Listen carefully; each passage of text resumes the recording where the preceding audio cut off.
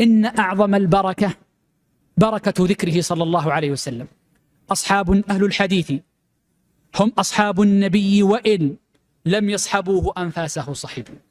الذي يذكر حديث رسول الله صلى الله عليه وسلم جمع أمرين: ذكره عليه الصلاة والسلام، فما ذكر اسمه إلا وصلى وسلم عليه صلى الله عليه وسلم، وجمع مع ذلك متابعته صلى الله عليه وسلم. أي شيء أشرف من ذكر قوله صلى الله عليه وسلم ومن ذكر الصحيح مما ذكر عنه صلى الله عليه وسلم.